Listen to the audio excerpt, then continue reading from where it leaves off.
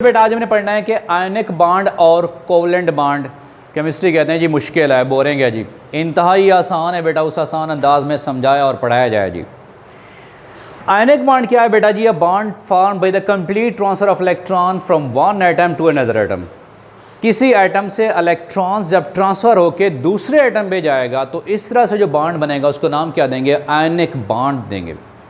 और आयनिक बांड यूँ समझ लो is in between two ions बेटा जी।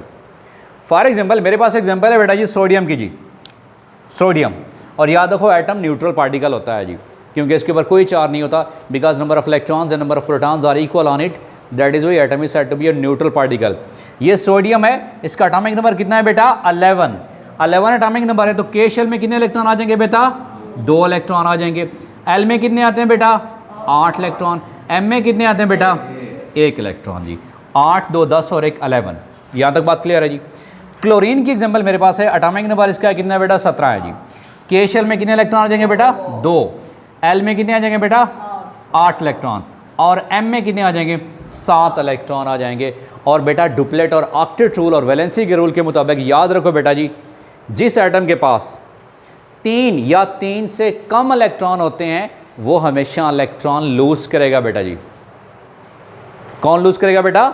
जिस एटम के पास 3 या 3 से कम इलेक्ट्रॉन होते हैं वो अपना इलेक्ट्रॉन किसी को दे देगा जी। तो डेफिनेटली सोडियम है बेटा, इसके आखिरी शेल में 1 इलेक्ट्रॉन आ रहा है जी, तो ये अपना 1 इलेक्ट्रॉन क्या करेगा? लॉस कर देगा, किसी को दे देगा बेटा जी। ये सोडियम है, इसने क्या किया है बेटा? ये रिएक्शन हो रहा है, आप 10th में पढ़ोगे बेटा जी के रिएक्शन फॉरवर्ड, रिवर्स और डायनामिक इक्विलिब्रियम सारा।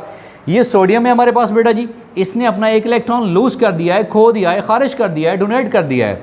1 इलेक्ट्रॉन खारिज किया है तो चार्ज क्या आ जाएगा बेटा जी? +1। अब ये आयन बन चुका है, इसको केटाइन कहते हैं, आपको पता होगा बेटा जी।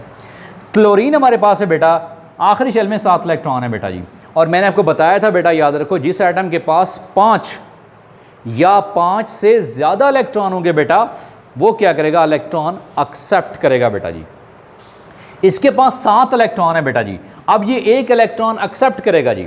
एक्सेप्ट करने से 7 और ये 8, उसका ऑक्टेट भी मुकम्मल हो जाएगा। ये क्लोरीन है, उसने 1 इलेक्ट्रॉन एक्सेप्ट किया है, ये बॉन्ड फॉर्मेशन और ये रिएक्शन कर रहे हैं बेटा जी।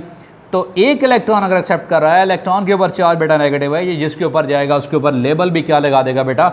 नेगेटिव का ही लगा देगा। सो ओवरऑल हमारे पास ये बॉन्ड बनेगा NaCl बॉन्ड बनेगा बेटा जी, सोडियम क्लोराइड।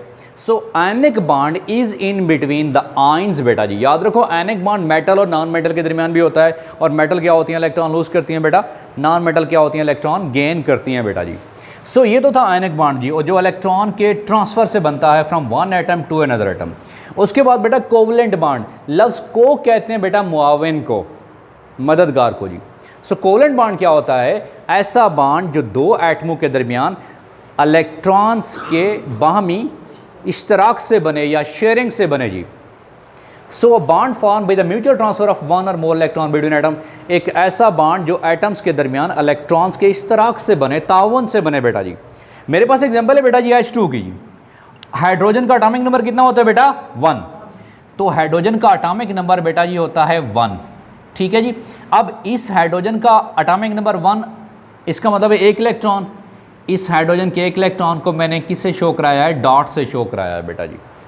दूसरा भी हाइड्रोजन है, उसका भी एटॉमिक नंबर डेफिनेटली 1 ही होगा। इसके इलेक्ट्रॉन को मैंने क्रॉस से शो कराया है बेटा जी।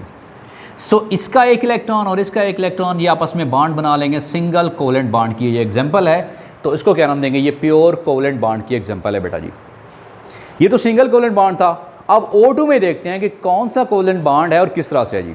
ऑक्सीजन है हमारे पास बेटा जी, ऑक्सीजन का बेटा एटॉमिक नंबर होता है 8, मास नंबर होता है 16। But we are concern with atomic number. Atomic number बेटा 8 है, तो के शेल में बेटा कितने इलेक्ट्रॉन आ जाएंगे? 2। एल में कितने आ जाएंगे? 6। अब मैं डॉट एंड क्रॉस से आपको बड़े आसान से अंदाज में समझा देता हूँ बेटा जी। ये इलेक्ट्रॉन 1 2 3 4 5 6, एक ऑक्सीजन के आगे बेटा जी। दूसरा ऑक्सीजन, इसके भी डेफिनेटली आखिरी शेल में 6 इलेक्ट्रॉन होंगे बेटा जी। 1 2 3 4 5 6। अब इस ऑक्सीजन का 1 इलेक्ट्रॉन और इस ऑक्सीजन का एक इलेक्ट्रॉन ये आपस में बॉन्ड बना लेंगे बेटा जी। इस ऑक्सीजन का एक इलेक्ट्रॉन और इस ऑक्सीजन का एक इलेक्ट्रॉन ये आपस में बॉन्ड बना लेंगे बेटा जी। इसके 6 इलेक्ट्रॉन, एक बॉन्ड 7, ये 8 ऑक्टेट पूरा। इस ऑक्सीजन के 2, 4, 6 इलेक्ट्रॉन, ये 7वां बॉन्ड और ये 8वां बॉन्ड, ऑक्टेट रूल दोनों का कंप्लीट है। इट मीन्स बेटा जी ये इलेक्ट्रॉन्स के आपस में इस तरह से बना है, तावन से बना है, इस तरह के बेटा बॉन्ड को नाम देंगे, ये हमारे पास कोवलेंट बॉन्ड है बेटा जी। याद रखो बेटा जी आयनिक बॉन्ड ऑलवेज जो है ना ये पोलर इन नेचर होते हैं बेटा जी, इनमें पोलैरिटी होती है जी। पोलर से क्या मुराद है बेटा, हैविंग 2 पोल्स बेटा जी, एक नेगेटिव और एक बेटा जी पॉजिटिव, यानी नेगेटिव और पॉजिटिव एंड्स होंगे बेटा जी किस में, आयनिक बॉन्ड में बेटा जी। और जो कोवलेंट बॉन्ड है बेटा ये पोलर भी हो सकते हैं, नॉन पोलर भी हो सकते हैं। अब पोलर और non polar covalent bond it will be explained in the next lecture.